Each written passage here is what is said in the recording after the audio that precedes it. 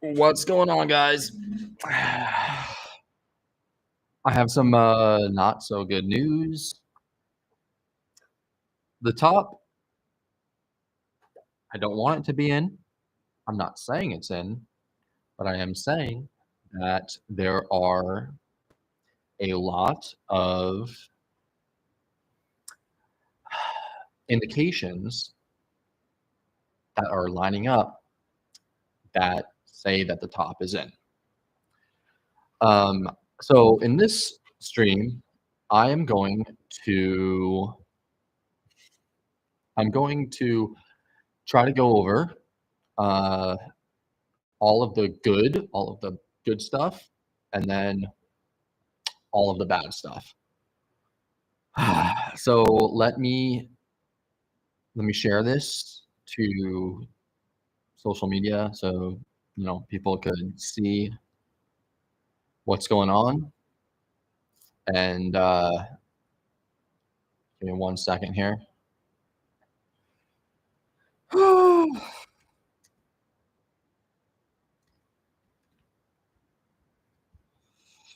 right, just went live, pasting this here.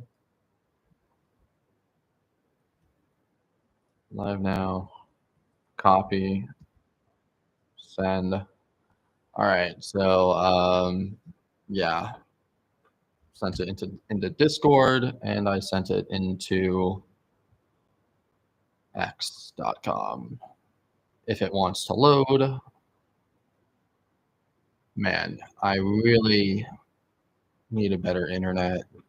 So annoying, because this is okay. So let's go. Come on. All right, there we go. Just waiting for my thing to load. Don't know why my thing is so what do you call it, slow. Let's see if I could share. I mean, I know I can. So first off, let me see if you could hear me really well, if you could hear me clearly, thumbs up, or just let me know in the chat. Say yes, so I know everything's good.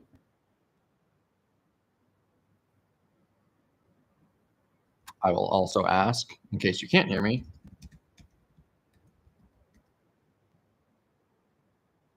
perfect. Thanks. Oh, what up, Tyler? Didn't think you would show up, but yeah, in case you missed the first 5 seconds or minute of this, personally, things are looking incredibly bearish, and the top might be in. So I'm going to go through all the bullish scenarios, all the good stuff, and then I'm going to go through all of the things that I'm seeing right now, which look really bad. So let me share my screen. Let me click right here, and then this window. Or I could share this, or I could share this. I will share this. I'll share this one. Okay, so now let's check this out. And how do I look? Okay, cool. So, man, this is a tough video to make, I'm not gonna lie. So, because I want to be bullish. I want to be so bullish. I want the market to continue. 2025, we have the most pro-crypto president ever. We have most pro-cabinet ever. We have BlackRock and all these new institutions and all of these companies. They're bidding all of this Bitcoin up. There's hardly any Bitcoin on the exchanges. It's like, it's primed, right? It's primed. So let's check it out. Okay, so first thing we're going to go over is Bitcoin on the overall, since its inception. What does it look like? This is Bitcoin on the logarithmic chart, and it is like basically you could see the top of 2013 matched up with the top of 2018. However, top of 2021, a lot of people thought it was going to be here. It didn't even come close. It didn't even come close. And now it's like a lot of people were thinking it would come to here, and once again, it's not even close. So it looks really weird, like, for this to be the top. So let's go through the good things first. The good things are that if you look at this and if you take the percentage gains from the previous top to the new top, the first one, Bitcoin did over a 10x, right? From 2013 top to 2017 top. The second, from 2017, the second to 2021, the second bull market, it went up 250%. So a lot less compared to what it did from 2013 to 2017, the first real bull market cycle. Right now, we're up 56% from the top, basically 57% up from the top. So 1,500, 250, 60%. What's the correlation? Let's see. It just doesn't seem like 56% is enough, right? Also, well, I guess that was the point I was trying to make. But what makes you think it is enough or it's not enough? I mean, I'm sure back here, you could have said 250% isn't enough because last time it went up 1,500%. So this isn't really a metric you could use, but maybe we could check the depreciating values of this. So, and if you click this one, it went up 3,800%. So 3,800%, 1,500, 250, 60.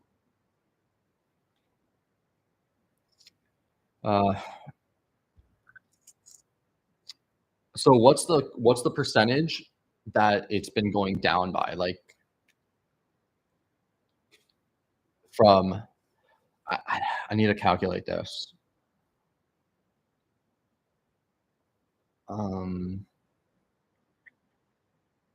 Let's see, 10 would be the first. Let's just say this. The first one was cut by 60%. Because 3,000 to 1,500 is 50. So the first one was cut by, let's say 70%. Okay, the second one was cut by 1,500 to 300.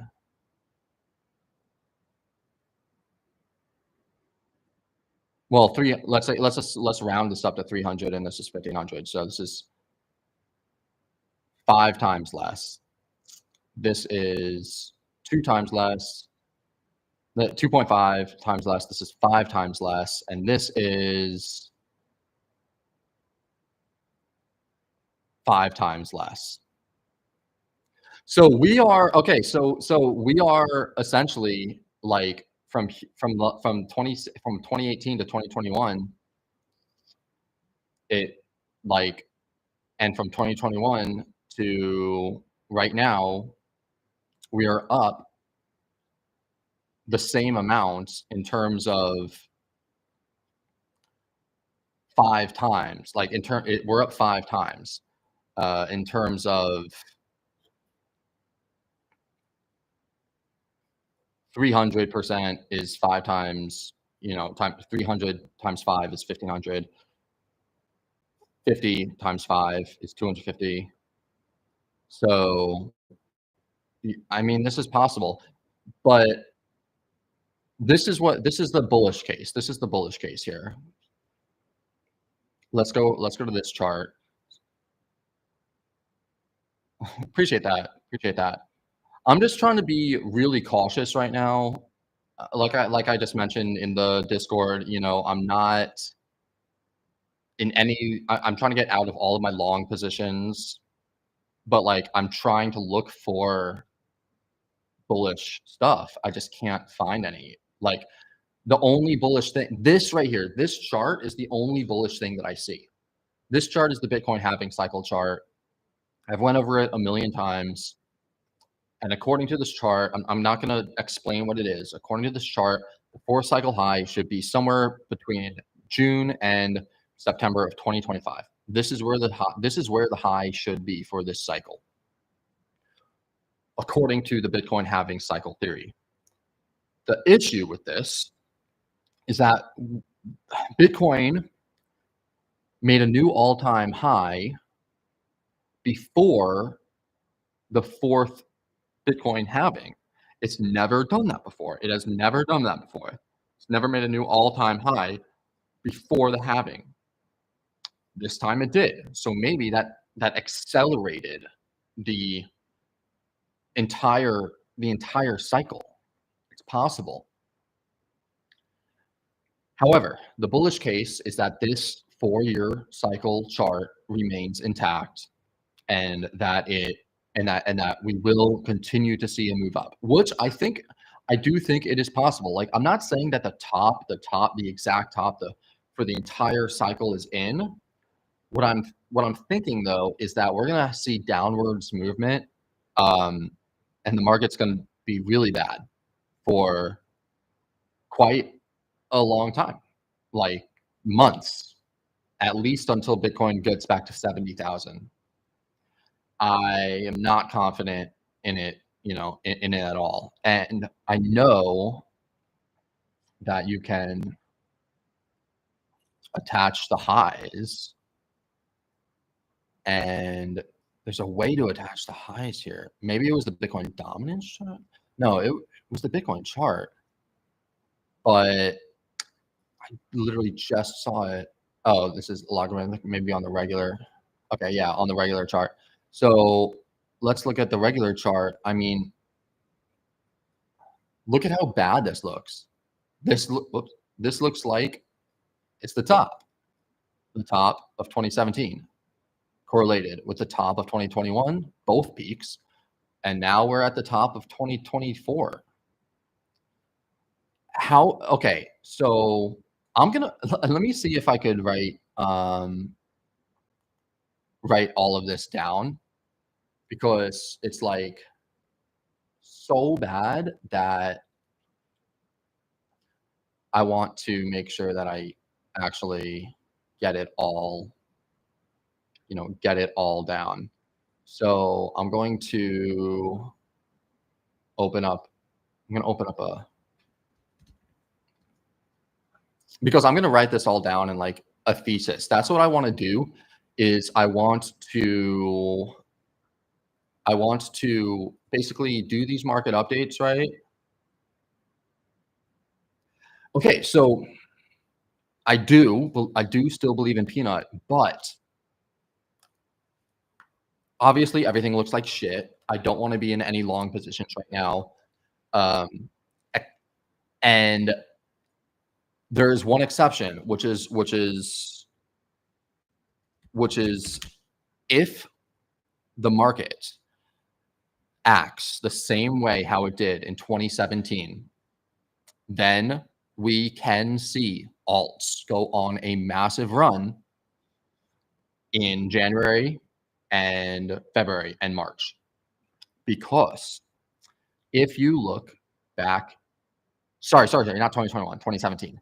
If you look back here in 2017, you could see that Bitcoin topped out December 17th. That is when Bitcoin topped. It then started to fall down. Okay, and I'm pretty sure I put this on this chart for Ethereum, but Ethereum and altcoins went up. Ethereum doubled after December 17th, and many altcoins tripled or went up even higher, quadrupled after Bitcoin already fell. Also, Ethereum against Bitcoin Ethereum always bottoms out in December or January. So this is what I was talking about right here. This red line is the Bitcoin high, and Ethereum went up 2x after Bitcoin topped out in 2017. So this is the bullish case that we have right now. This is the bullish thing. I find it hard to believe that major coins will go up in this cycle, considering how correlated everything is to Bitcoin. There are plays right now that are uncorrelated to Bitcoin. Hyperliquid, autonomous AI agents in the virtuals network, and some other select cryptocurrencies. However, generally speaking, where the masses, where the people who are not actively involved in crypto, moving all their funds around, are putting their or allocating their funds, those are probably going to go down. XRP, probably HBAR, Link, the main cryptocurrencies. So it depends on whether you want to really, really be in the trenches, or if you want to wait it out until things look better. Okay. So I have, and the thing that I'm not understanding is why people are so bullish right now. Because if I go to x.com, you could see that there are, posts like this. The altcoin reversal just started. We are about to make so much money. And it has a chart, right, comparing November 2024 and to this. Oh my God. I thought this just became 10 times more retarded. I thought this was November 20, like from a different year. But this is right. This is this year. This makes no sense. Oh my God. I can't believe this is posted. Anyway, you have this stuff being posted as if it's bullish. And then people are like, let's make some money here for the ride. Let's, we're about to make so much money. You're not. Like I made more money last month than I did than I did in 11 out of 10 out of the 12 months of 2024. In March, I made a lot more, but last month it was March, and then it was last month. That was the time.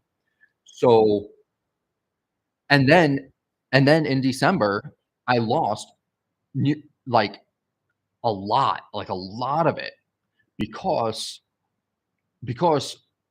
it came down to the supports where things should have bounced from if we were bullish. But because so many things broke below their market structures, they are now in the massively bearish market structures. And yes, we will get bounces, which are known as return to the mean or mean reversion bounces, where things simply bounce because they dropped too far or they went up too high or whatever, right? But those mean reversion bounces they're probably not going to last. So going back into the analysis, we have Bitcoin, and I just posted this too. It's like Bitcoin, this is the most bearish. I don't, right now, the only things that I'm holding are really low market cap plays in my Phantom wallet, and that's it.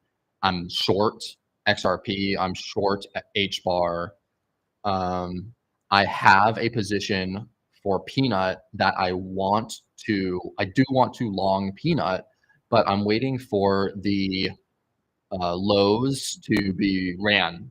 I'm waiting for a liquidity sweep of the lows. If that doesn't come, then I'll miss out. But yeah, I don't hold. I sold basically everything because it looks this looks so bearish. It looks so bearish. So like I said in this tweet, we have the most bearish monthly candle close possible. It's a shooting star after a huge run up. And not only that, but it's after 5 waves up. That's literally that's a top. I don't know, and we have a bearish divergence on the weekly. I don't know how you could get more bearish. I just don't see how anything could be more bearish than that. So I'll explain to you like what this is like, oh yeah, and we lost market structure on the weekly. This is this is why I didn't want to make this video, because it's just like there's so many things. So what's like, oh wait a minute. I need a write out. I'm writing out top for Bitcoin probably in. So the first thing, connect all the highs. Top was hit. That was the first thing, right? Second thing, weekly, monthly structure, and monthly is the most important. Monthly is the most important thing. 5 waves, clear 5 waves. 1, 2, 3, 4, 5. Clear 5 wave structure with the bearish candle monthly. The next 2 days, we jump back above 100,000. If we jump back above 100,000 before December ends, I will be so bullish. It will flip bullish. So, but it's obviously it's not looking like it's going to do that, right? You know. So yeah, let me go back to this.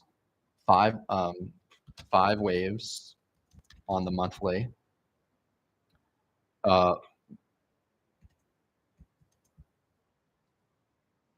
And we have RSI, bearish divergence. So here's the bearish divergence on the RSI right here. There you go. You can see it. And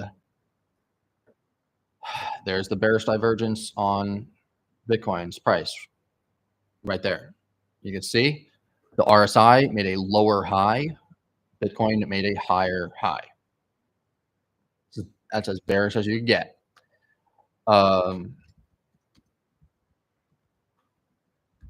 Bearish div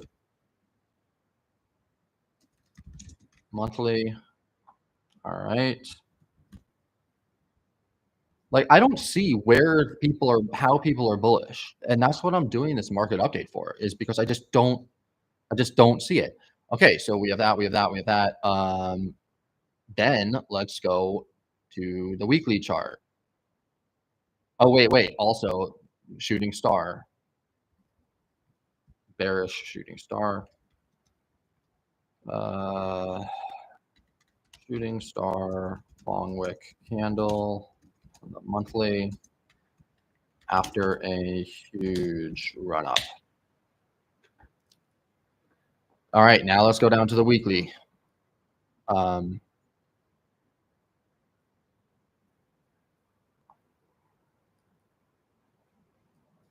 Weekly, look at this.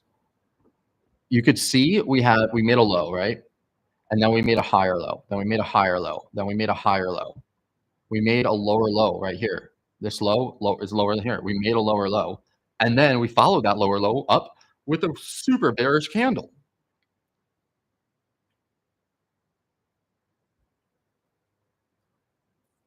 Like, broke market structure shift. Bearish market structure break on the weekly.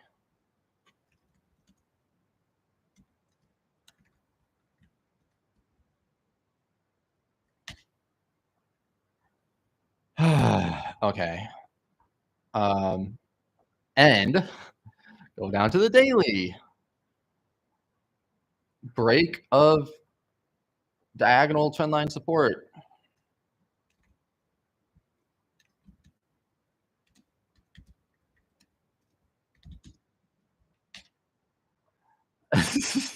This is all adding up. It's all adding up so so perfectly. Then on the 12-hour, we had a bullish candle right here. That should have been this should have been the low right here. Nope. It fell back below it, couldn't sustain it. No buying power whatsoever. No buying power whatsoever.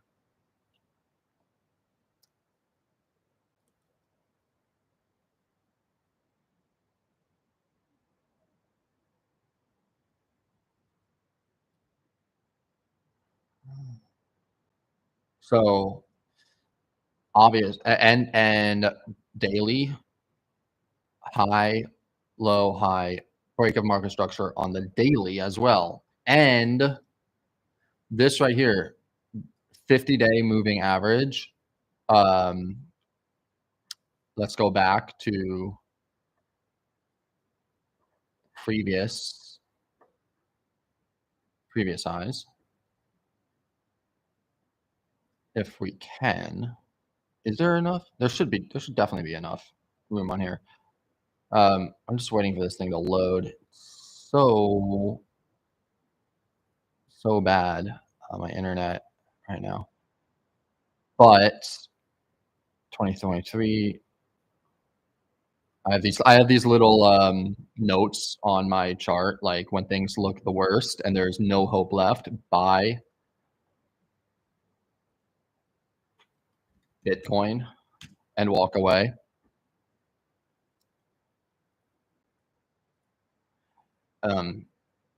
I don't know when that would. Well, I don't know when that would look the worst, but anyway, here we go. So look at this, 2020 all the way through 2021, 50-day moving average. We never broke below it. Let me zoom in. Never broke below it. We tapped it once, tapped it twice. Finally, when we broke below it, that marked the top. That marked the first top. Then right here, okay, sure, we did break below it right here, and this seems pretty, like, this does seem like it's bad, and we're heading further down, but we didn't turn around. However, the second time we broke it, we broke down below it, that was the actual second top, right? And so the first time we broke below it, it marked the top. The second time it didn't. The third time it did.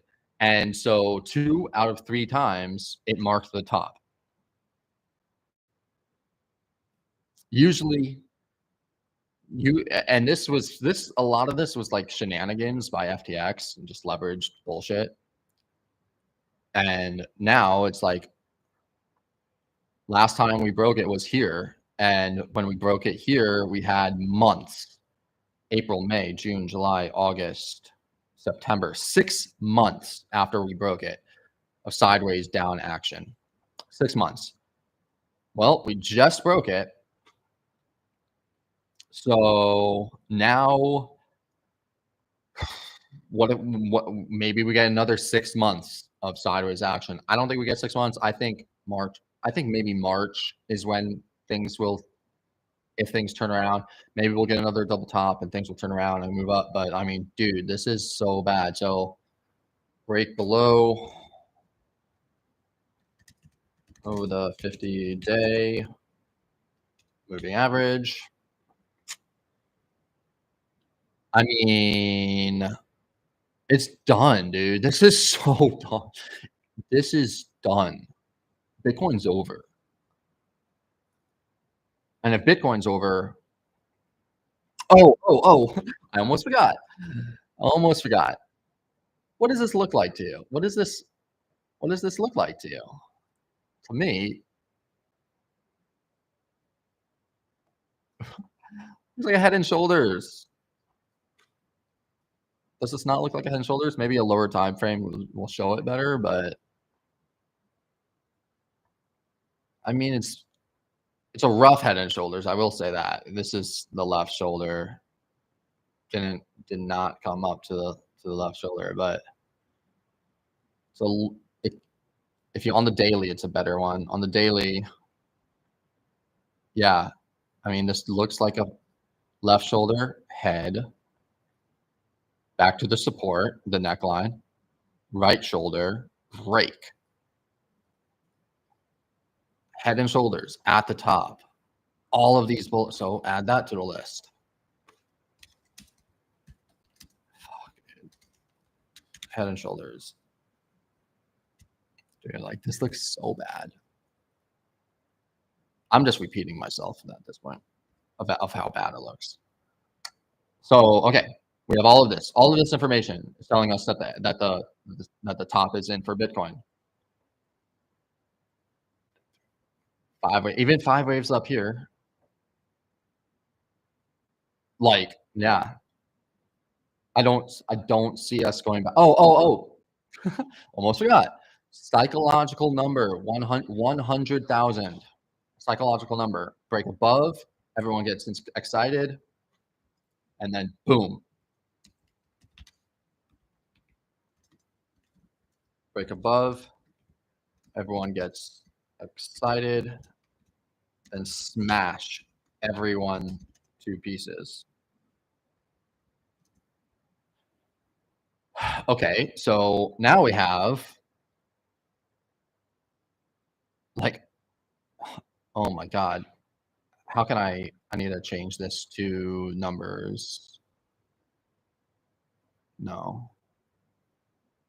1 second. There you go. We have 8 reasons, 9 reasons now. Okay. Reason number 10 is that, no, I think reason number 10 is the altcoins.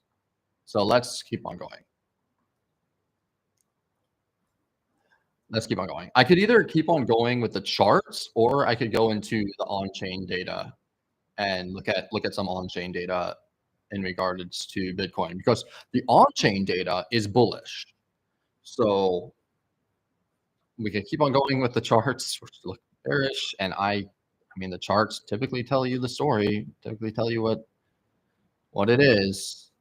Like, the charts are the way. Like, I don't want to, man.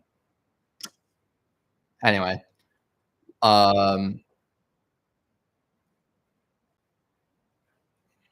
go back down here.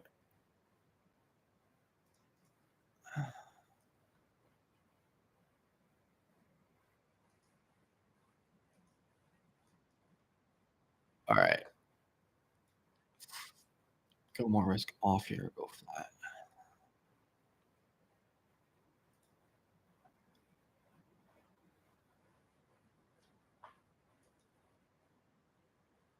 Damn. Did I call that? Oh, no, I remember.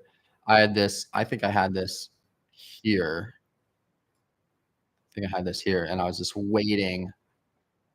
Yeah, that's what happened. I had it here, and then obviously it only came up to here. So I wanted it to, like, just jump up, and then it's like, all right, go flat, go risk off. But obviously I didn't. I took a lot out of the market, like, before the dump, and I warned everyone in the Discord. I warned people in the VIP. Hold on a second. So by the way, thank you for the super chat. So when, I don't know what that means, Sheila SLD, we start selling ONG, BTC, and Sol.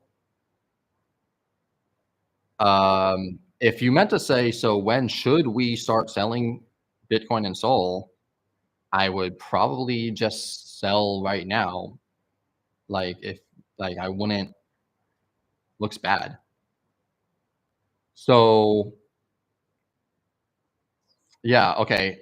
Others hit the previous all-time high. Others, okay. But this is why the cycle might not be over, though, because the others, yeah, hit the previous all-time high, but shouldn't it go above the previous all-time high? It should be above it. It shouldn't just hit it and then crash from there, you know, like, because it always goes above it. Like, this was the previous all-time high for others in 2018, and then this was it in 2021. You would expect it to be at least up here. for 2020 for this cycle? No. So that's a bullish case. This is a bullish case. It's just weird. So let's look at the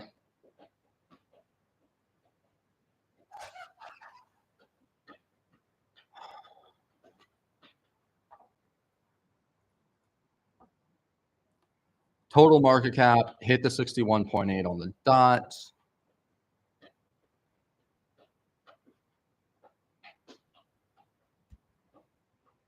Actually, no, that was a good one.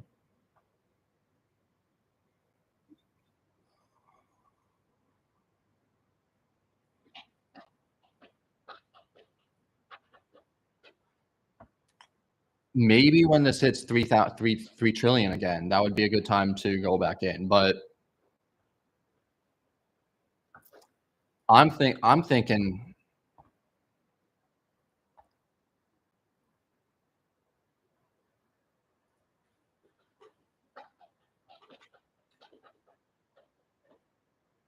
this would be this is like the area.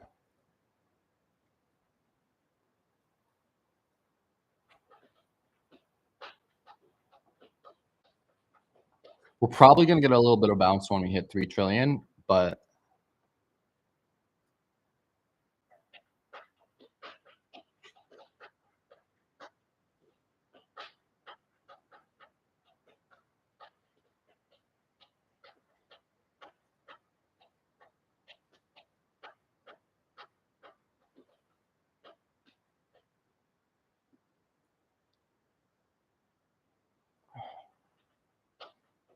total market cap. Yeah, break of market structure on the daily as well.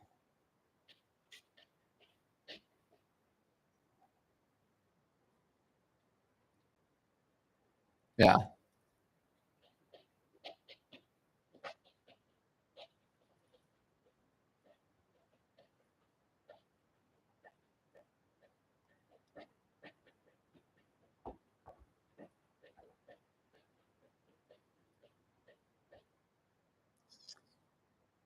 I think the time to get back into crypto will be if the total market cap comes down here.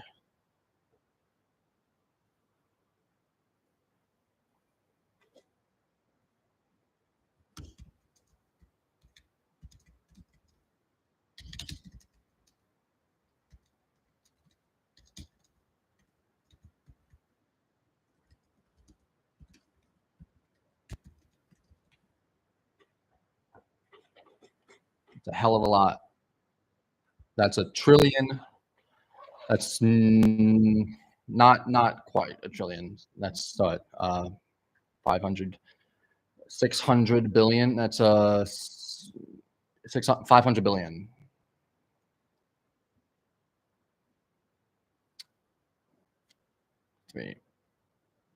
Yeah.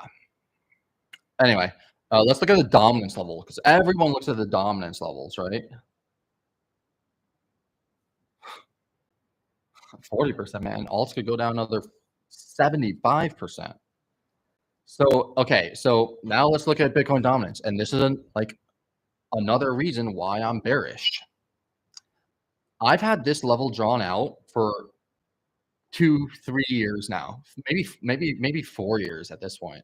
I've had this level drawn out.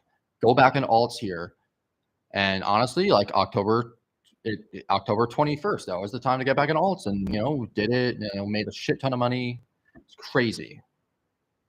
However, this line right here, look at this. Look, this was the support line since June of 2023. A year and a half, 1 year, 1.5 years. It's been the support line. We crashed below it. That was the start of alt season, of a massive, massive alt season.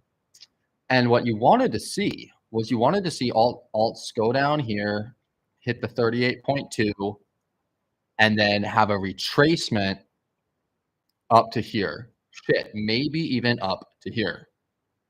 And alts absolutely get slaughtered. However, we we didn't get here. We obviously only got here. And then the Bitcoin dominance went all the way back up, all the way back up. And it's like we hit the bearish order block, okay, for Bitcoin dominance, and we started to fall. However, we're still above this major support area. We're still above, well above this major support area. And I mean, now on the daily, we're putting, well, we still have 9 hours, so I can't say anything. But it's like we need to close. If we close the daily below this line, maybe alts will have a chance. But it's not looking good. It's not looking like it's going to do that, right? And that is super concerning. Like we should have even the fact that it bounced here and then came up. The fact that we didn't just go straight down, like we should have went straight down from here to the 38.2, and alts should have continued moving up. But it didn't. Like Bitcoin is still, like, money is fleeing 95% of altcoins, and it's going into Bitcoin because that is what this is showing you right here. So actually, I need to put this down. Bitcoin dominance jumped back above the major diag support that has been holding since June 2023. It should have been rejected from it after it fell below it. All right, so that's fucking reason a million now. No, it's reason number 9 or 10. Now, let's, like, so, oops. I guess I'll write it. I guess I'll write this here. I'll say,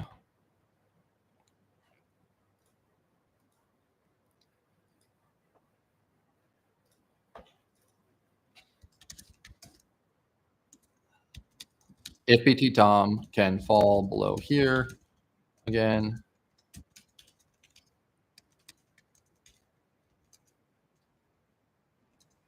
we might have alt system again. Maybe. But the thing is, reason number 11 now, everything just ran up super hard and people made millions cashed out. Millions and cashed out. Like if we didn't just have this huge run up in altcoins and people didn't just do absolutely insane, like I made so much fucking money, like if that did not happen, then I would say, okay, well, it didn't happen, like we're overdue, but it just happened. So because it just happened, now it's like that was it. That was probably it. So that's dominance levels. Total not good. Just so bad. People are still thinking that we're gonna bounce and we're gonna go up, and like they're buying the dip. I don't think that it's a good idea.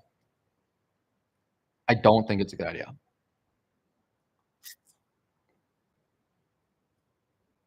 Maybe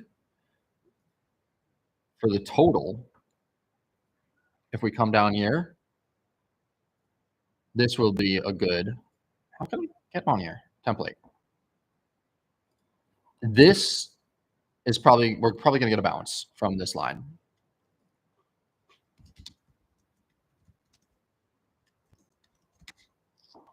So if it comes down here, I do want to grab some. And possibly we bounce from the previous all-time highs. That is possible. big psychological number, 38.2. It's like it's possible, but we need to see. We need to wait and see. Okay. So that's Bitcoin. Oh yeah, and then the other thing. This is oh man, God. This is oh fuck. Yeah, this is even worse. So this is USDT dominance. Whenever USDT dominance moves up, the market crashes. So let's look at this. Look at this. This was the 2018 to 2020 bear market. USDT dominance moves up, bear market. Okay. Then in 2020, October 2020 through April 2021, USDT dominance moves down. Well, what happened? We had a huge altcoin run. All right. Then what happened in April 2021, June 2021? Bitcoin had its first peak right here, and then Bitcoin fell. Bitcoin crashed all the way down from 64,000 to 29,000. And you know, it keeps on going back and forth. USDT dominance falls, Bitcoin goes up. Then we had the bear market. USDT dominance rises, and we have the bear market. It falls, we have the bull market, or Bitcoin at least went up. Bitcoin jumped from 15K up to 74,000 during this time. Okay, now we hit this support down here. Look at this support. This is the support. And what happened when we hit the support back in February 2021? Well, let's look at the daily and restart this and go back to Feb 2021, right there. What happened? We hit it. We had a bear flag, and then we crashed. And this right here, this is really when alts went nuts. And we had this bearish order block. It never rose above it, and it sort of just chilled. And then finally we bottomed out and we started going up. So what's happening now? What's happening now though? We crashed into it. Okay. And this was basically the altcoin run up right here. Crashed into it. And then, yeah, right here is when things started tanking, right? And now we're back in this like really clearly defined uptrend. Like this is not a bear flag. This is just an uptrend.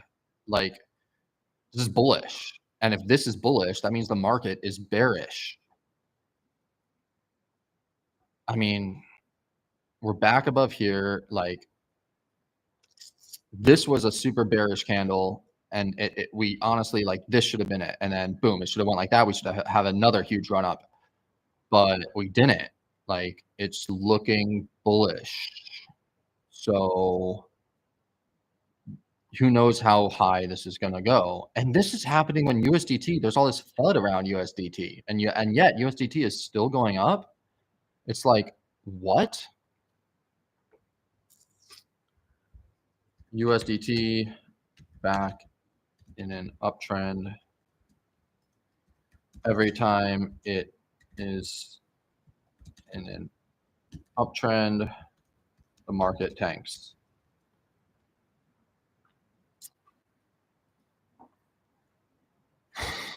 All right, so now we have USDT.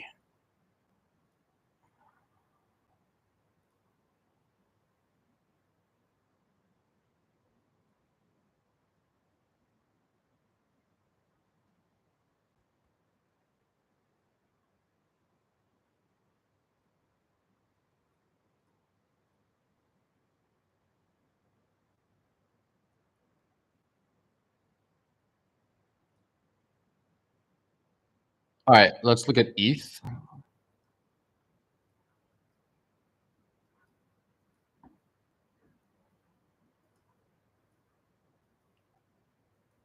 Let's look at Ethereum. This is the weekly bullish order block for Ethereum. It's still holding up. So that's good. That's good. Ethereum's looking massively better than Bitcoin. Massively better. It's not looking good, but it's looking better.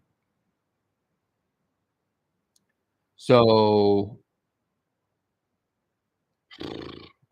yeah, we have this like basically $4,000 is like the top for Ethereum. Like it just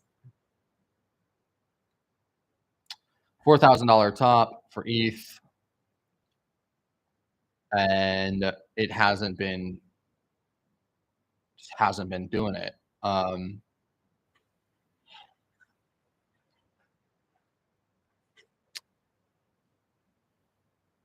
Let's see here. Trying to see if there's anything, you know.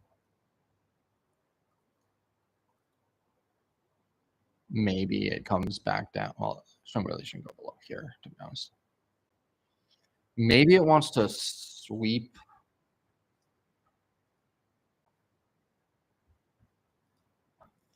Maybe it wants to just like sweep these lows.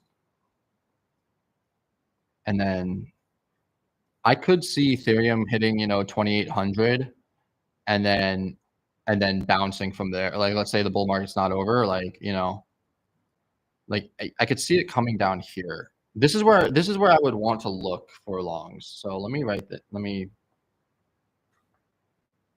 put this here. I'll say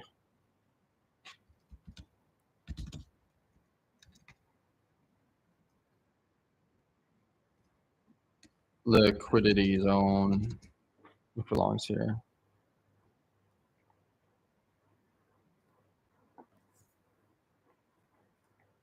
All right. Also, this is the fib. Let's check out the fib. Shit.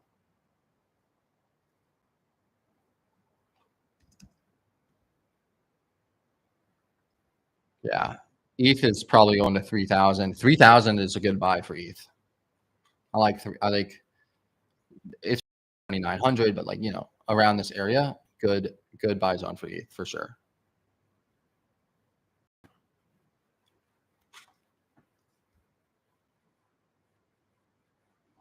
And then let's look at ETH against BTC.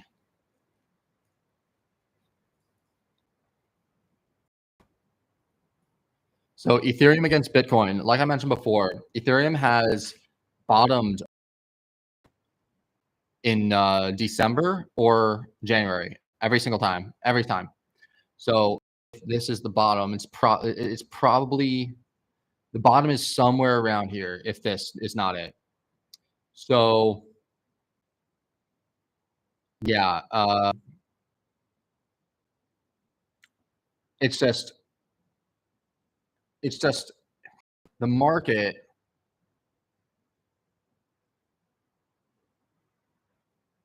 This doesn't look bad. This doesn't look bad because it's like, okay, sweep, big move up, back to the origin with a nice candle, and now moving up. This candle's not good, but like overall, Ethereum against Bitcoin doesn't look too bad.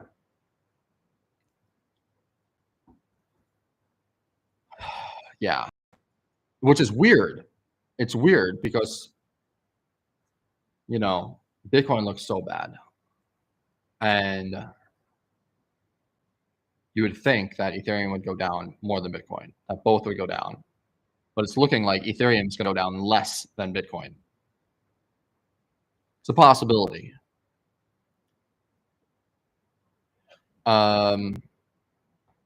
So maybe, honestly, maybe like this is obviously a top right here, pretty big resistance.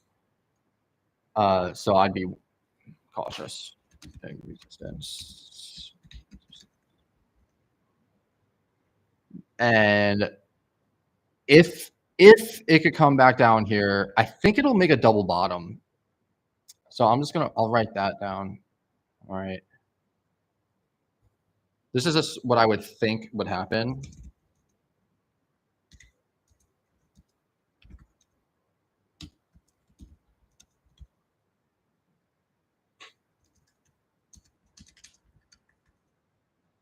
So you could look to long ETH at this area. This is the best area, I think, to long ETH. Plus, it's like there's a liquidity sweep right here, like a lot of liquidity down here. I'm just worried to really long anything right now. Stuff in the trenches, right? So Ethereum against Bitcoin, it definitely looking better than just Bitcoin, that's for sure.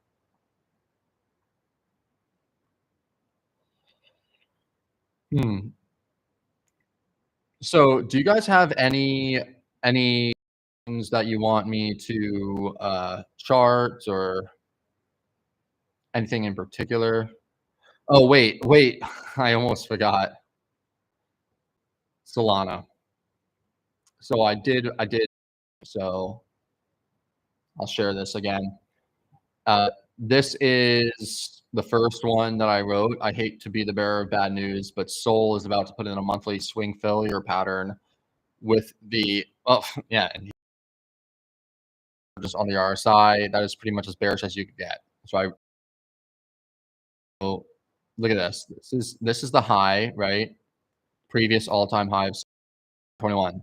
We jumped above it and then crashed really hard, right? So that swing failure pattern, and I don't count the wicks. What I count is the bodies right here. This is the body, and this is the body of the previous all-time high, and it's the body of this all-time high of this high in March. We jumped above it, and now we are going to close December in, below it, unless we jump back up above 208. And not only that, but we have this right here. That's a bearish divergence, higher highs on the chart, lower RSI, bearish divergence on the RSI monthly. So yeah, that's pretty much as bad as you could get. And honestly, I could see Sol back at 100. Like,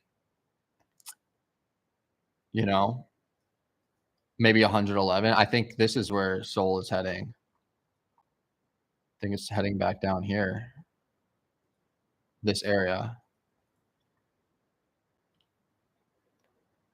Oh my God. Sorry, I'm fucking retarded. So,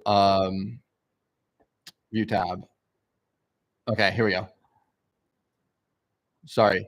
So here we go. So this is Solana, and like I just said, boom, boom, higher high on the chart, lower high on the RSI down here, and then we have the swing failure pattern on the previous all-time highs right here, swung above it, swung back below it. Then we have the actual candle close right here, and it swung above it, and now it's back below it. So that's what I just mentioned. And I do think we could come all the way down here to the basically support. And so that's why I think it's super bearish. Oh, and let me write this down too. Solana had div on the RSI, and Sol was basically the ETH of this cycle. And last cycle, when ETH topped out, the market was over. So now I think that this cycle, because Solana topped out, the cycle's over. And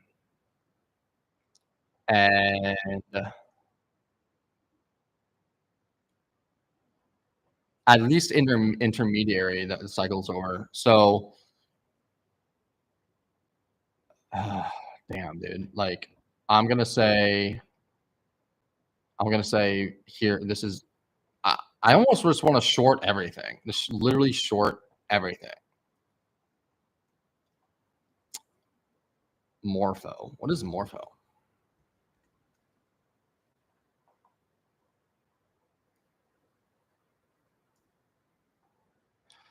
Wow, Morpho. No idea what this is, but it looks to be new. Came out in November. These are the type of coins that are probably going to do good if things do well, because they just showed up. Like, you know, they just got created recently. There's no selling pressure. Not a lot of people know about them. Oh, it's a base chain DeFi project, like base chain. All right, guys, I will give you some. This is what I'm thinking. I'm thinking that base chain is going to be where the gains are. Yes, there's also gains in Hyperliquid and some other places right now too, like I mentioned before. But I think it's pretty obvious that base chain is where it's at. So let me like I just feel like if you want to make it in crypto at this point, you have to be in the trenches. You have to find where the narratives are. You can't. It's like it doesn't work just buying anything. You know, it's different. It's different now. And I have this thing that I think it was crypto ranks. Let me go to cryptoranks.com real quick and see what this is. So, all right. So this is a website, and it shows you all of the different categories and ecosystems and everything like that. We're clearly, I mean, everything's average 14-day change for, average 14-day change for every single, where'd it go?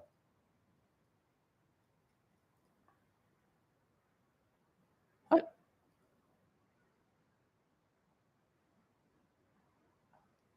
Coins, top 100 coins, trending cryptos, gainers, all categories. Here we go. Categories. Yeah. Why does it do that?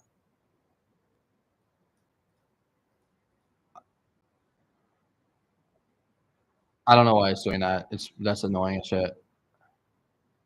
But anyway, base market cap 91 billion. Look at ETH's 720 billion. BNB chain 3, like base is going to eat BNB. Base is going to eat Solana. Base is going to eat Polygon. It's still it's still 5. It's still number 5. Sorry, number 6. 7? Why is it like this? I was counting. I thought it was 1, 2, 3, 4, 5. But no. Ethereum's more. This is more, more, more, more, more, more, more, more. How is Linea more than base?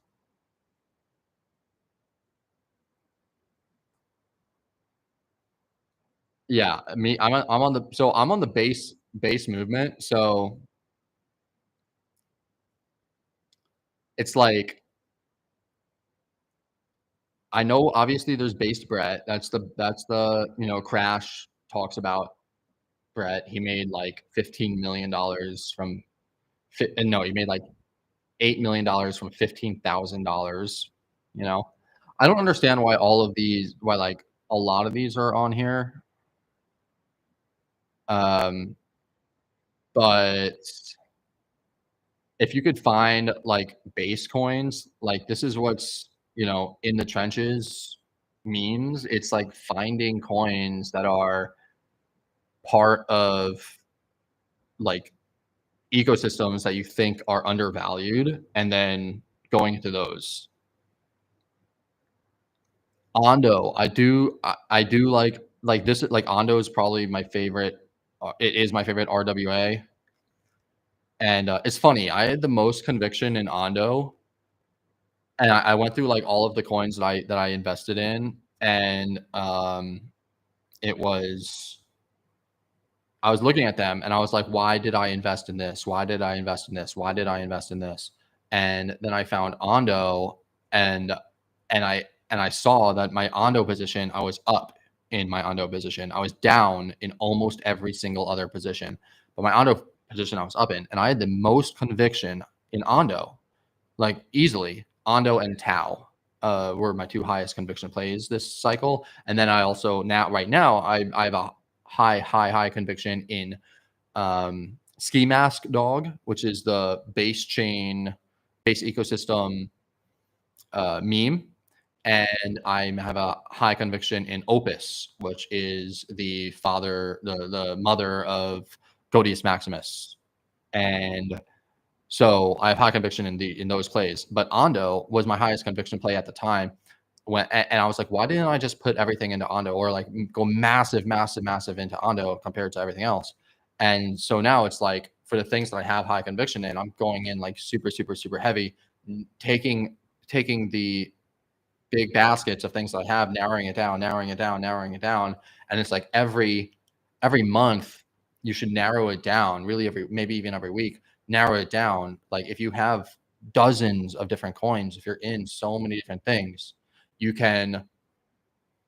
should look through them and think like, why am I in this? And you should be able to come up with at least 3 different reasons, like why you're in that certain coin, and they should be good reasons. And you should put your conviction into things, and your money, not financial advice, but like you should put more money into the things that you have the highest conviction on. And the things that you have the highest conviction on should be based off of your research, which should be based off of actual like knowledge, and not just you saw it on Twitter and you buy it, right?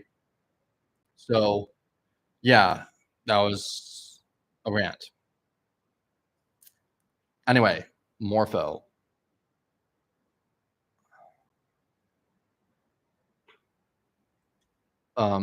Okay, so I don't really pay attention to unlock. Actually, let me just jot down Morpho, because it's, if it, I want to do research into this. Good base play. Okay, so Ondo. So let's look at Ondo, right? So I just recently sold all my Ondo. I sold everything really. And if you look at let me go back. This is got to share my screen. All right. So am I back on the screen now? Boom, back on screen. So yeah, Ondo, let's take a look at the chart, right? So I do like, if the bull market is not over, then I think Ondo will reach new all-time highs. I'm pretty confident in that. I was thinking it was going to actually come up to here at 2.48, 2.4 region, and hit this previous support turn resistance. Obviously it didn't. So I ended up having to sell it like down here, which is annoying because it wasn't the super top, right? Even though on the daily chart we did have this bearish long wick candle that was an SFP, it was pretty obvious. But then again, this was a bearish long wick candle SFP. It went down and then it shot right back up, But for Ondo, like if everything didn't look so fucking bearish, I would just say buy it in this area right here. This is a great area to buy. The moving averages, the big liquidity zone underneath this wick.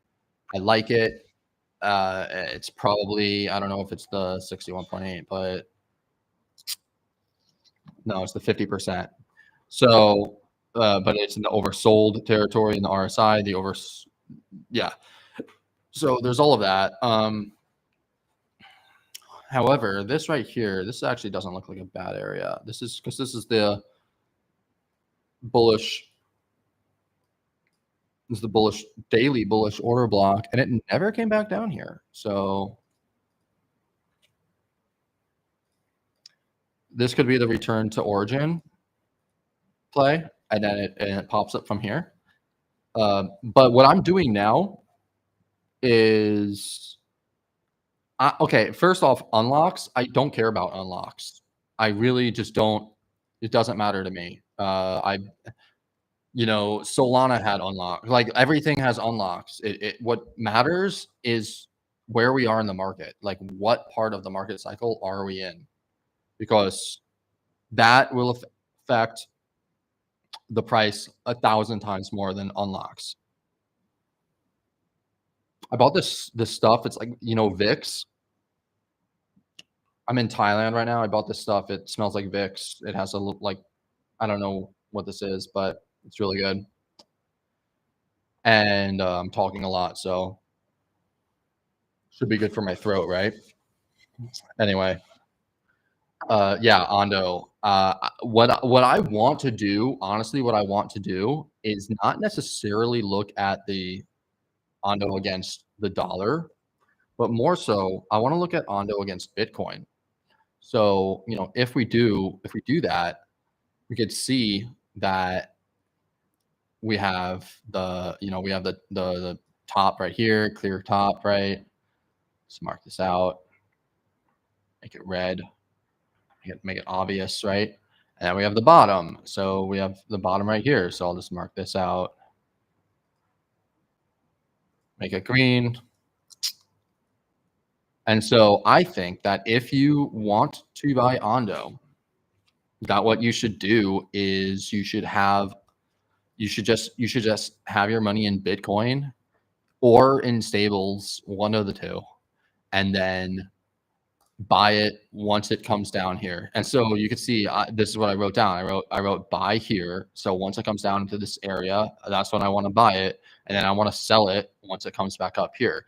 Ondo is one of the only coins that I do think has the potential to, come back up here for like, if it comes all the way back down, just because of its ties to BlackRock, and it's a real world asset token, and real world assets are something that I do think will have a big push, because it's obviously Larry Fink has been talking about it for a while now, and it's something that will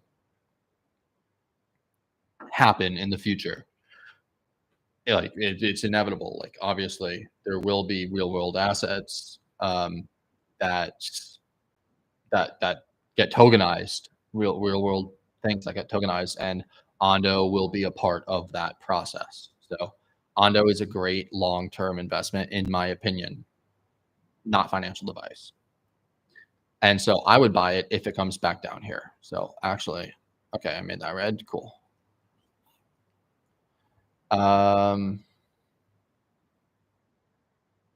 What else?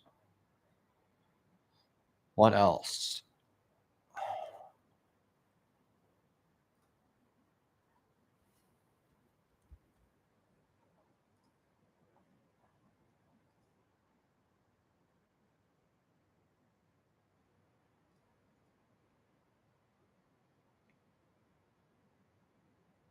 Someone said cubic. Someone wanted me to do cubic. Yeah, this had an insane run up. So given the way the market is right now, I just don't really.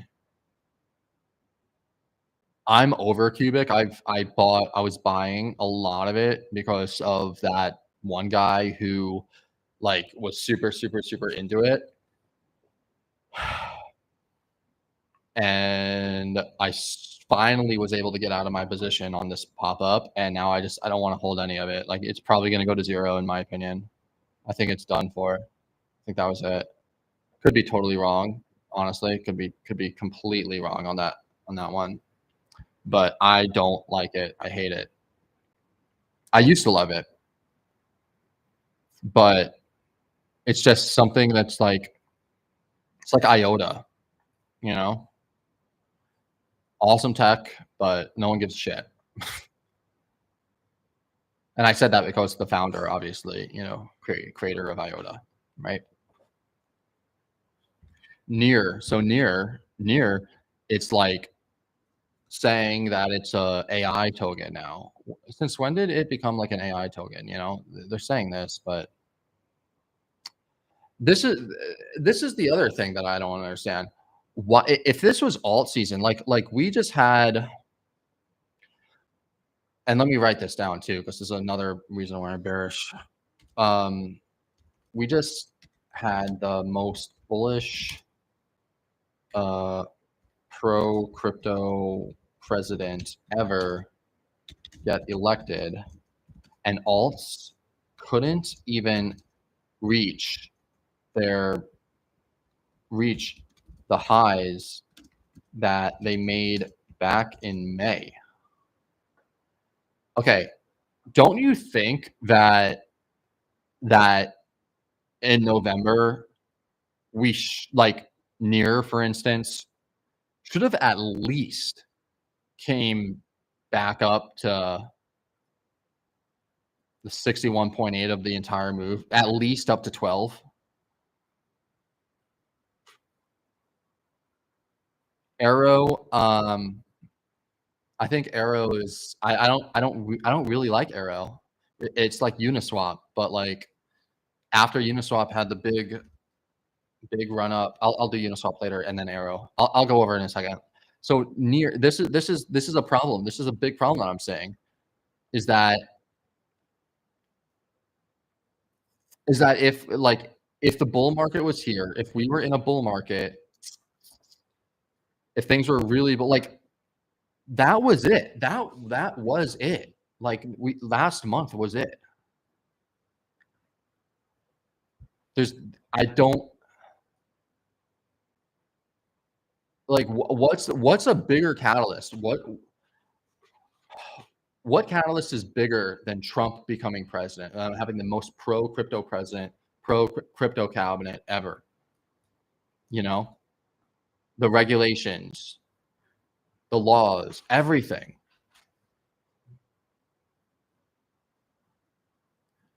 And we couldn't even get up to the 61.8. I would understand it if we got up to here, if we got up to the golden ratio and then fell down. Shit, even if we came up to here to $10 and then we fell down, but we made a low compared to what we made in April and May. What is that?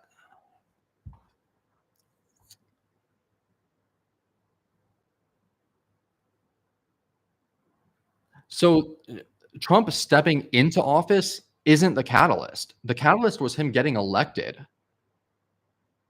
That was because no one knew if he was actually going to get elected or not, right?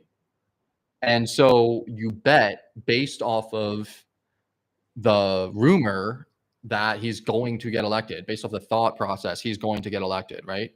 You bet on that. And if you win, then you get a big payout. But now everyone knows he's elected and everyone knows he's going to get sworn into office. So what are you even betting on? You know, Manuel, go back in the stream. And I talked about Sol earlier. I think it's done. I think it's topped. So yeah, there's nothing to bet on now, you know, because markets are forward thinking. They're very forward thinking.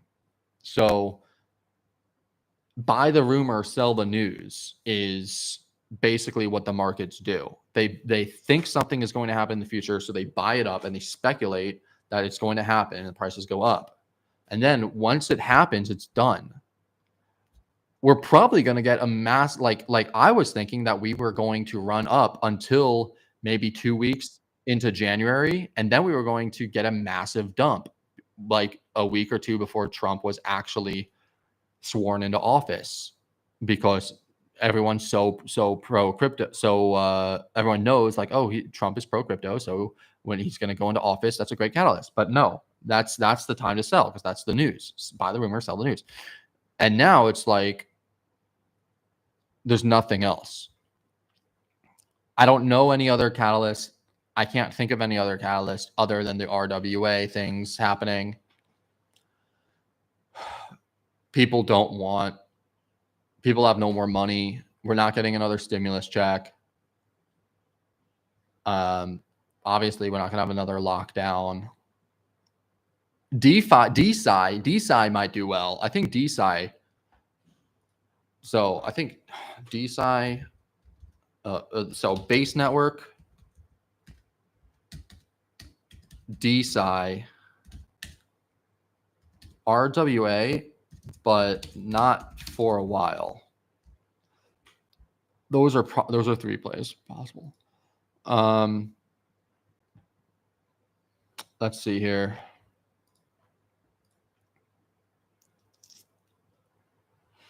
Yeah. Arrow. So Arrow, Aerodrome. Aerodrome is done.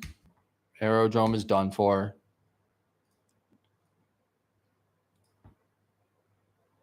Like, it's toast. It's toast. 1, 2, 3, 4, 5.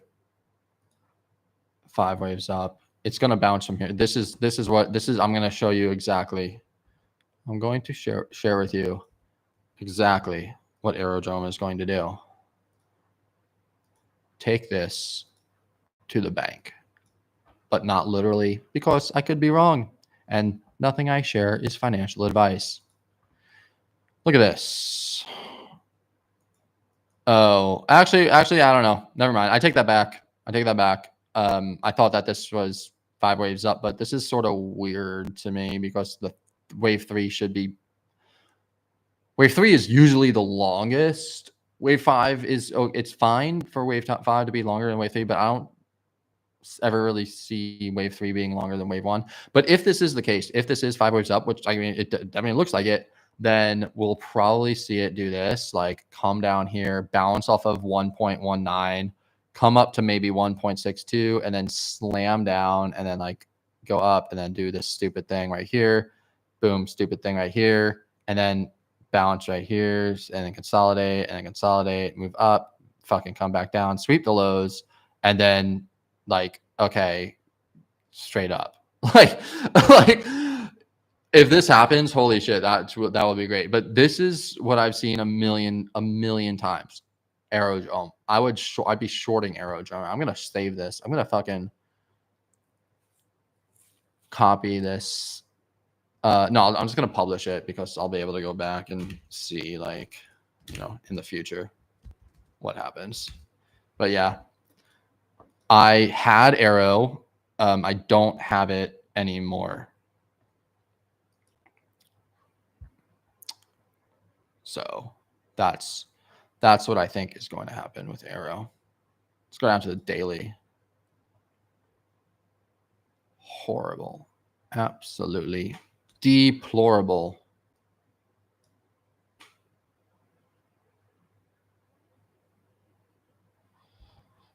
Yeah,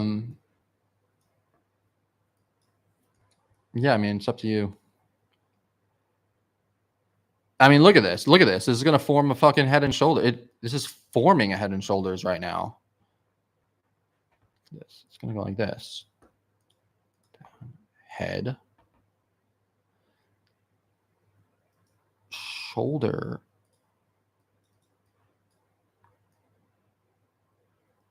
I can almost guarantee this. This is like remember when I said, when I went on Peanut and I was like, let me get this up here. Let me get this up here.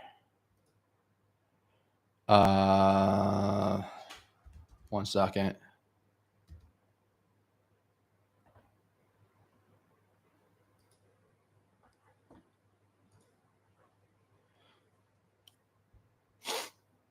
Okay, so it's like, this is what I said was going to happen with Peanut, right?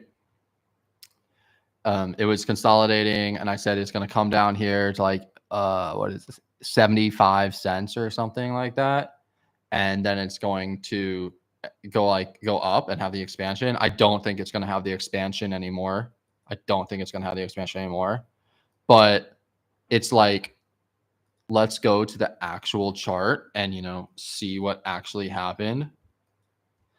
And it's like, if we look at this, look, boom, boom, boom, boom, boom, and then down, and then down. And like my chart was like, you know, up here. We got to bounce.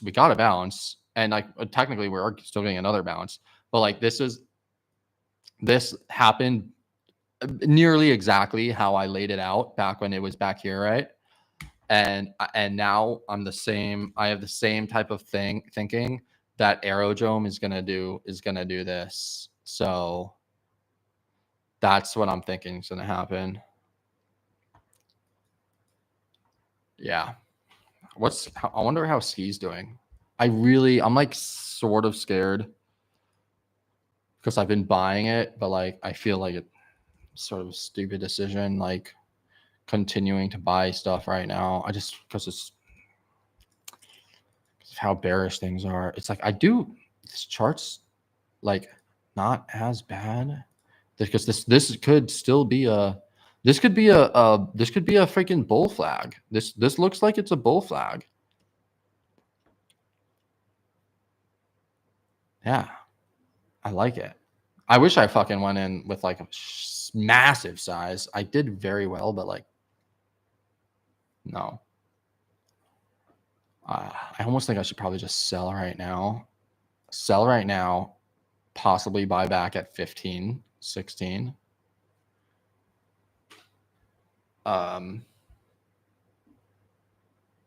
Yeah, I think I'm going to do that because I'm not comfortable and I have quite a large position of it, and I want to save as much capital as I possibly can right now. So let's see, how much is it going to cost me on base chain? It's so retarded that it costs me it's like hundreds and hundreds of dollars to sell it on the Coinbase wallet. I don't understand why it costs so. Coinbase wallet is the biggest ripoff. Seriously, the biggest ripoff. So let me try going to 1 inch.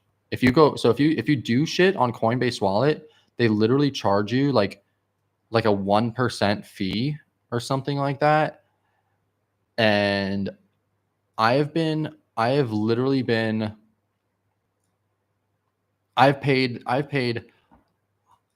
hundreds, probably maybe thousands of dollars at this point.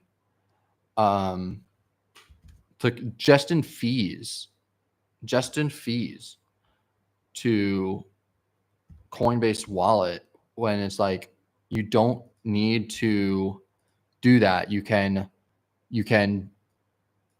go on to a you could go on to a 1 inch, or you go into Uniswap. Actually, maybe that'll be easier. It's just so annoying because I try to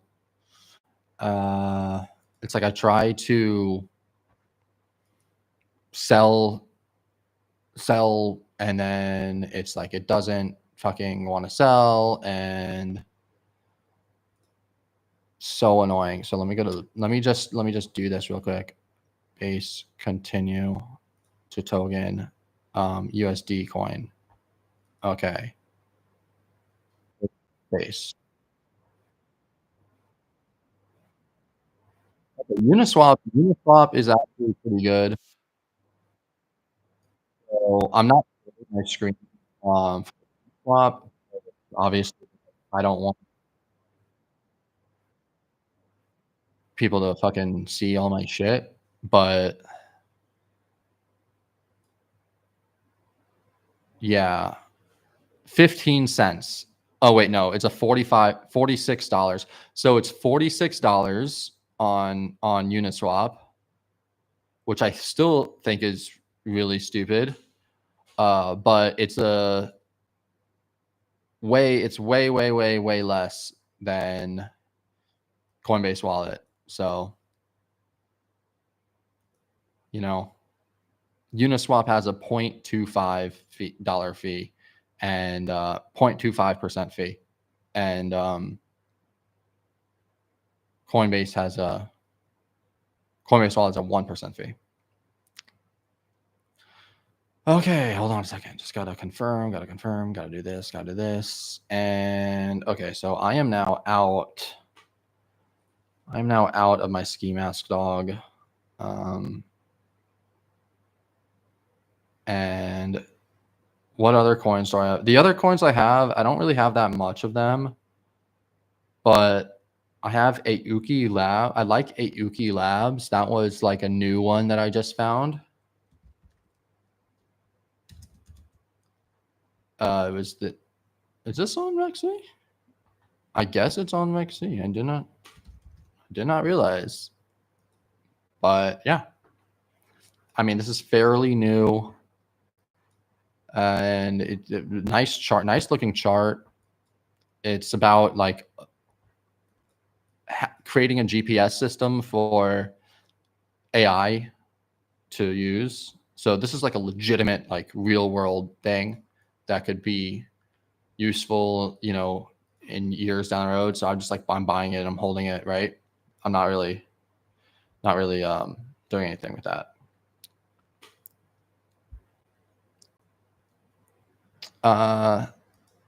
So that's a good one. And what else? Can I put in a limit order?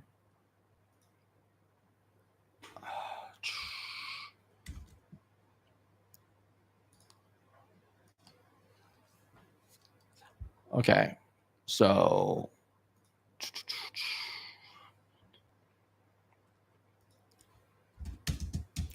yeah, I'm not okay. Oh, I guess I'll go over the market cycle top things because I wanted to do that, like the on-chain data stuff.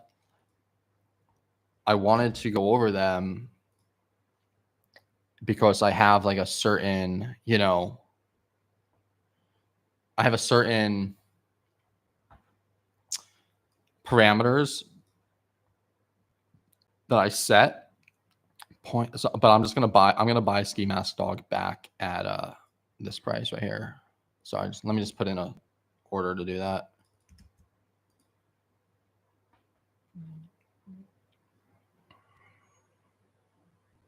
Oh my God, you can't do that. You can't do it on Uniswap. I thought that you could do it on Uniswap, but no, you can't.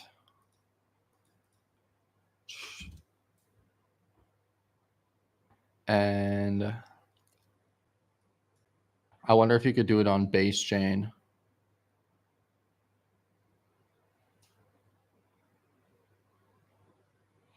So the Base network is like pennies, but Uniswap and Coinbase, like they are the ones that charge you. They're the ones that charge you. It's not the actual network itself, it's the DEXs. Dude, it's so fucking crazy how I knew this shit was going down, and I only sold like a quarter, like a third, 30%. Like I have learned so fucking much. Like I have learned like that first off, I'm like really good at understanding things, but I'm really bad at implementing things because I had like, I knew it, you know, it's like I knew shit was going to tank, and I warned everyone and I told everyone, and yet here we are, you know? So let me go back to ski. What was it? 15 something copy price. Maybe I could do this on 1 inch. ski mask dog. Pay USD. Set the market. I don't understand this. Limit. You pay 1 USDC. You receive 1. Why is it saying that it's $4.77? Okay, so this isn't working either. So I guess what I need to do, I guess the only thing that I could do is like set an alert in on TradingView to say, you know, buy ski mask dog now. And just do that because that's the only fucking way that I could do anything, right? And yeah, that's it. Okay, so I'm gonna share this tab now. This is something that I've been creating for the basically like selling the top, right? And I look at a lot of different indicators and I see, you know, what is going on, and I put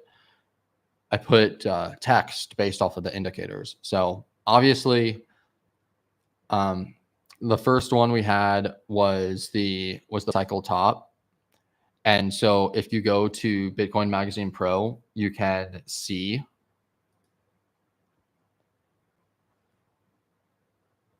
and so this is one bullish thing, is that we're not even close. We're not even close to the pi cycle top. And obviously, not obviously, but this has called every single top. You know, it's called all the tops. Top. We're not even close. I'm not expecting us to actually hit it, but I do expect us to be a little bit, at least a little bit closer than where we are now.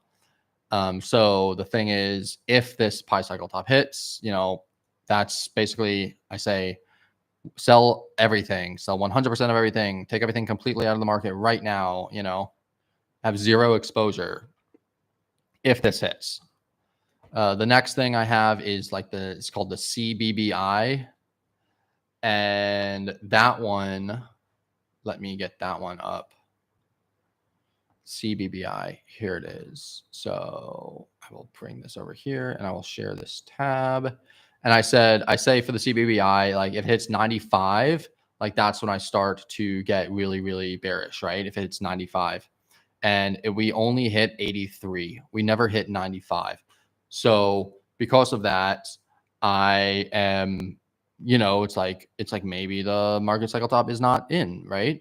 So I wanted to sell at 95. Like if it hits 95, then I'm going to start to sell, right? That's basically what I have. And then if it's 96, 97, 98, 99, it's like I'm selling more. And so that's that, right? The third thing that I have is the MVRVZ score. So I think, thanks, Baron. I think that it's not going to pump until maybe February, late February.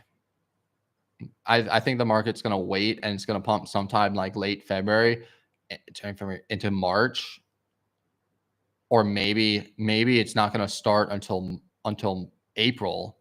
And then it's going to pump from April to May, and then it's going to sell. It's going to crash in May. But like I don't see any reason whatsoever right now to be bullish at all on anything other than Hyperliquid and autonomous AI agents and a few other select things, base network shit, you know, that stuff.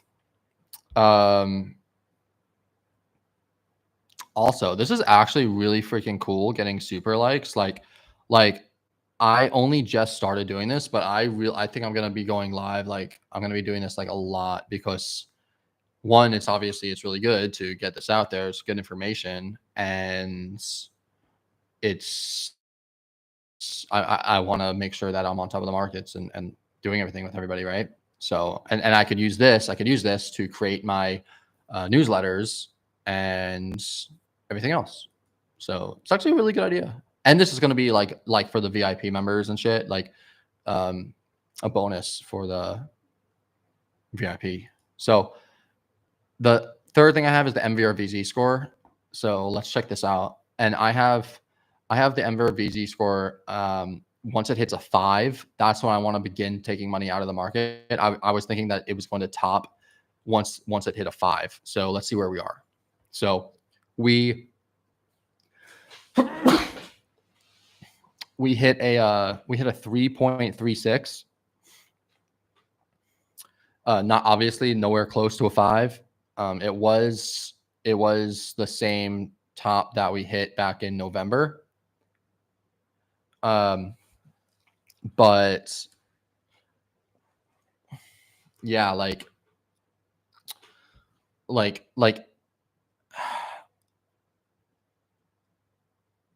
according to this, we're not even close to a top. I don't think we're going to even get close to here, but once it hits 5, and we haven't even reached 5. So these are the things that are like making me still think that we're bullish, even though everything looks like garbage right now. And I had, that was the MVRVZ score. Like I started at 5, like right here, it says I start at 5 and then it goes to, 5.5. I sell 25% of my portfolio every single week, et cetera, et cetera. The total market cap, I had it at 4.7 trillion.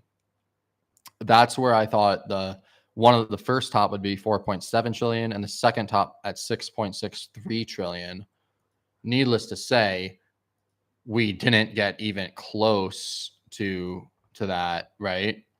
So we only got to 3.62 trillion. This I knew, like, yes, this was going to be a big resistance area. But I just didn't expect the coins like Bitcoin and everything else to fall as drastically and look as shitty as they do, right? After getting after hitting this area. I knew that we were gonna crash, but like I was thinking like I didn't think it was gonna look as bad. This right here is where I was thinking we were gonna have the top for this cycle, because it makes sense. Like it makes more sense to me that we would rise a lot more up compared, like 3.62 trillion for the entire market of crypto is not a lot.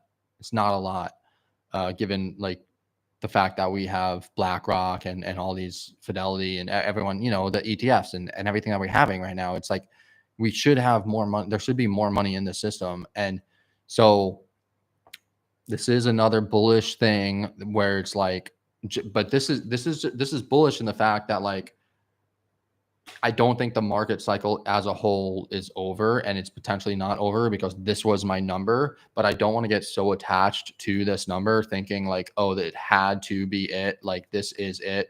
And because what if it doesn't hit? What if this is the top? What if it comes up here and then it falls and it never reaches here? You never know, right? So you have to be prepared for everything. And at this point, I'm literally so like I've made up my mind that like I'm not going to try to hit home runs anymore in my trading account. I'm probably just going to do some simple trades for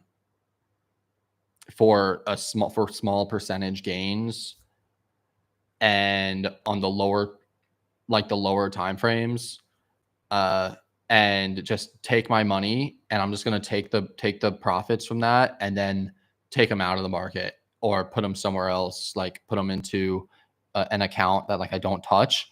And then once we get the seasons, like last month, it was so obvious. Hey, what up, Z? Thanks for joining. No, I'm not buying anything. I'm shorting, actually. I'm short the market, and I sold everything. And I think we're toast. And that's not hyperbole. You could go back to the beginning of the stream and watch it from the start. I go over everything right now, and I don't understand why anyone is bullish. And so going back to this, like, sorry, that was insane. I sort of lost track. But yeah, going back to this, what I was saying was that, like, because of everything that's happening, like the 12 different reasons that I've said already on this stream, I just don't know. I just don't see it, you know? But I haven't hit that point. I haven't hit a point of like total despair, of like no hope left, capitulation. Like I haven't hit that yet. So that makes, and I see no one's really hit that yet, right? So that makes me not want to invest, because when I invest, I want to invest at the point of capitulation. I want to invest when everyone thinks it's over, or I want to invest into things when no one's talking about them and it's super quiet. But right now we're in the phase where it's like it's crashing and people are like, buy the dip, it's gonna go up, and I just don't see it going up right now, maybe in a few months. And so, yeah, this is a total market cap. And so I think for this cycle, this is, I thought, and I do still think that for this cycle, this is going to be the top at 4.7. So, and I was thinking I was thinking 6.6 is a possibility. 6.6 is a possibility.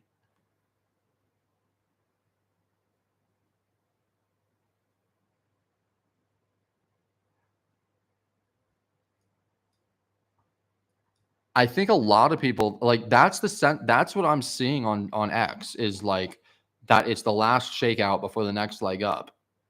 But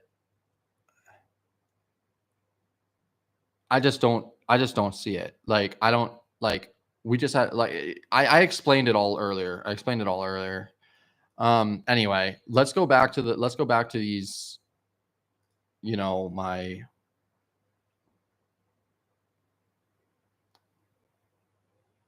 really? I'm not seeing anyone say that it's over. I saw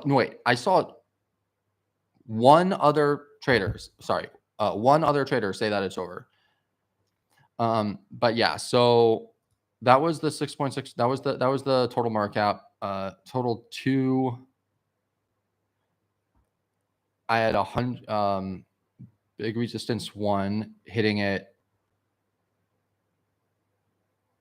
pretty much at 2 trillion. Let's see if I copy. Let me go to the total 2.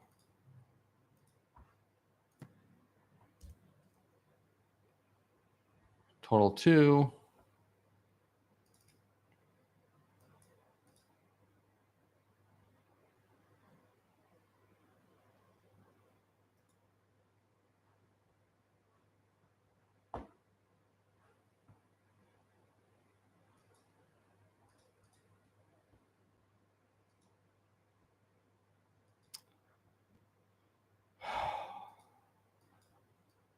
This, like, this right here. Yeah, this is what makes sense for me, is like,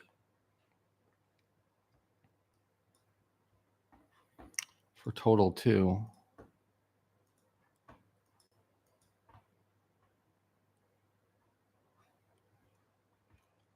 This right here is probably,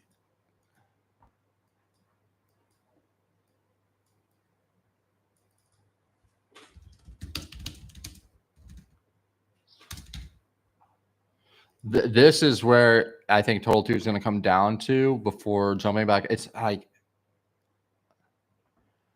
yeah, I think this is 1.15. It's going to, and like, I want it to come back up here, like just topping at the same numerical value as 2021 doesn't make sense. I'm not done with the spreadsheet, but this spreadsheet's taken me years to figure out. So, and I'm creating a bot to, I'm creating basically something that will text people when the levels are hit. It's like, it's a lot of money. It's costing me a shit ton of money to do this, and like, it's been super aggravating with developers and stuff. So I'm gonna sell it somehow, because it's just like, this is really, valuable, and it's like proprietary at this point. I mean, not at this point, it is 100% proprietary because I wrote all of this out like personally, like based off of 8 years of experience and looking at everything, right? So yeah, I'm not gonna just give this out, no way. But because back to it, like not only do I have this showing the, you know, tops, but I also have these bottoms like green light to start loading up on Bitcoin, and then I have a sell everything you have and buy as much Bitcoin as you can. Take out loans, do whatever you can to buy as much Bitcoin and only Bitcoin as possible. And it's like these are things that these are like when the areas hit their all-time lows that like historically have shown to be the best time to buy Bitcoin. Plotted out too. And I wrote this, I wrote like, you know, personal stuff, not personal stuff. I just wrote things like, you know, another reminder that if you have not invested everything you have into Bitcoin, do that now. You know, there's a 90% chance the bottom is in or either will be in within 60 days. Like, make sure you do it, you know. So this is going to be insane once it's actually done because like there's so many different metrics that I'm putting together. I'm putting on this. I still, obviously, you could see I still have more to go. But this is it. So let me see if there's anything else, right? There's the Nupal. So I said the Nupal unrealized crossing 70%. 70% of the Bitcoin that has been purchased is in profit. We're very close to a top. 70%. So that's 70%. So let's see. Where's the Nupal? Here it is.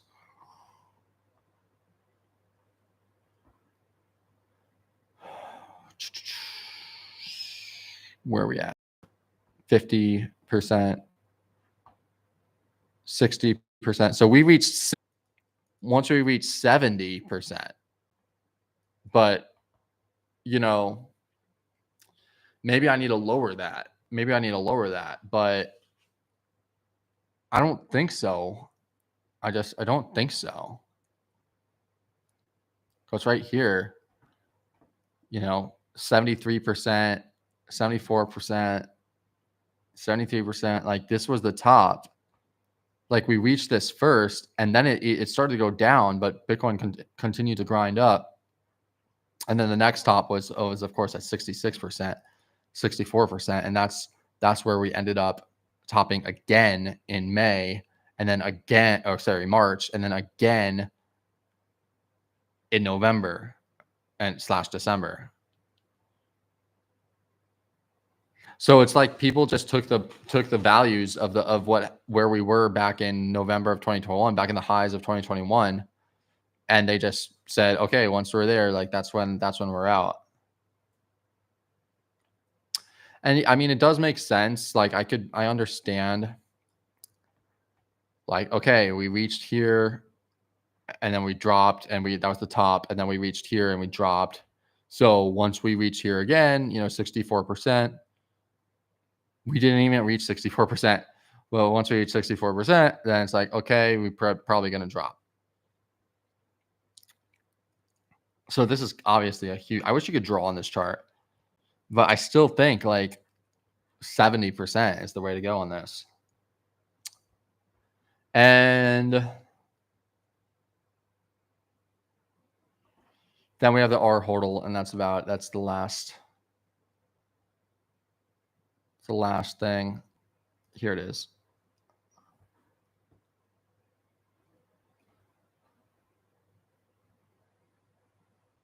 Yeah.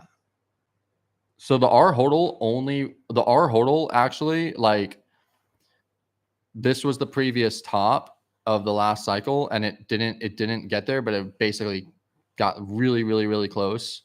So the R hodl, the top might be in based off of the R hodl ratio. So it was like good, and then the R hodl was bad. So we have mostly bad. It's mostly bad. Yeah. So let me actually also write that in. A lot of the indicators of the on-chain indicators reached their November 2021 previous top levels.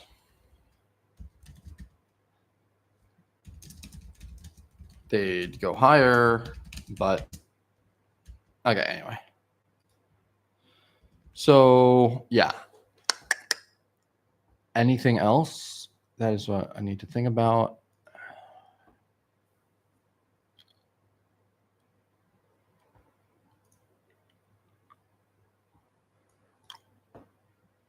This is so funny. I literally bought HNT. I was like, you know what, HNT? I think HNT is gonna do good. Nope, biggest fucking loser. So memes have been doing really, really well. You could see today was great for memes. That's good. Hope Peanut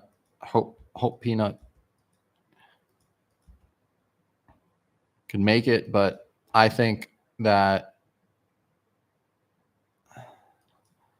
rallies are going to be short-lived. But why are people? I just don't understand why people are bullish right now. Like all I see is bullishness on my timeline. But this was like a perfect sweep.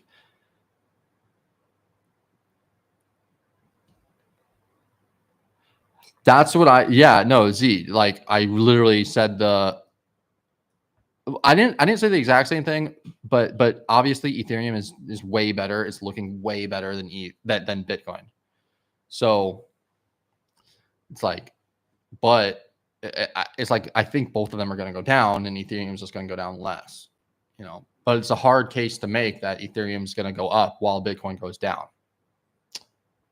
But one thing I will say is that there's a lot of coins that look like this that made this low, came back up, and they have not swept the low yet.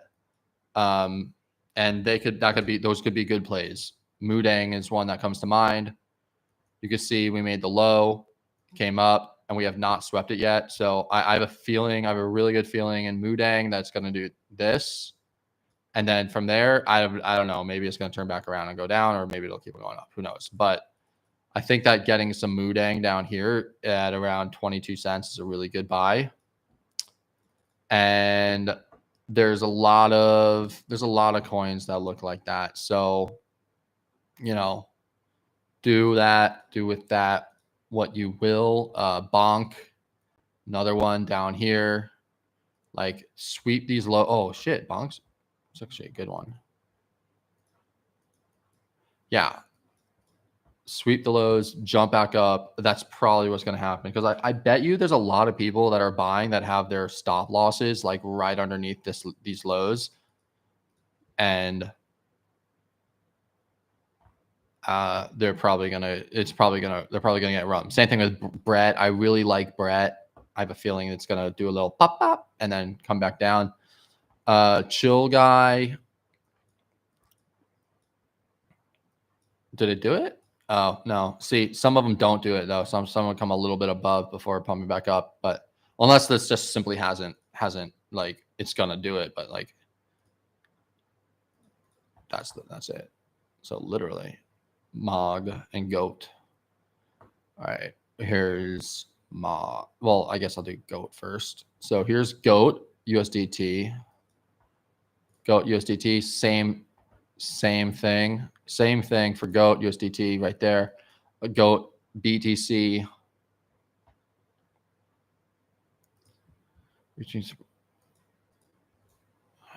Let me see.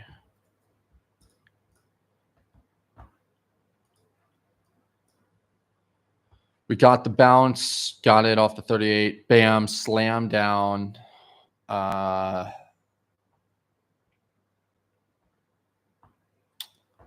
You want to see it like, I think it'll come down here against Bitcoin, and I think it'll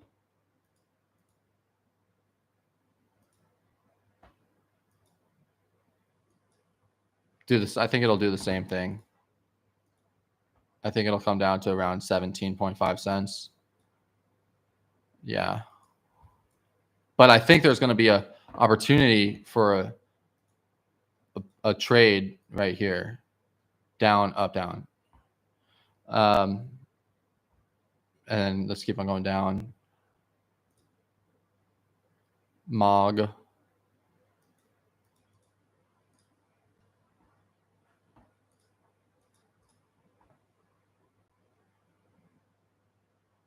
This is MOG against Bitcoin. Great price. Nice jump up, but unfortunately, obviously, could not sustain. And now it's looking like it's going to break. And I would be pretty scared to buy. I'd be pretty scared to buy MOG. So looking at it on the USDT chart, yeah.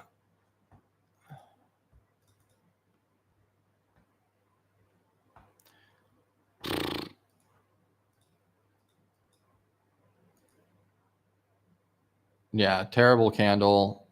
Damn, that was a perfect shorting opportunity. Yeah. Underneath here, super bearish. Reject. It has to come back up above here to get bullish. I don't think it will.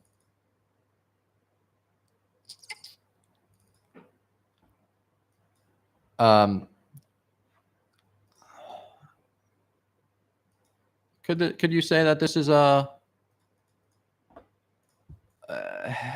head and you can't really say that this is a head and shoulders pattern, but obviously, like, you know,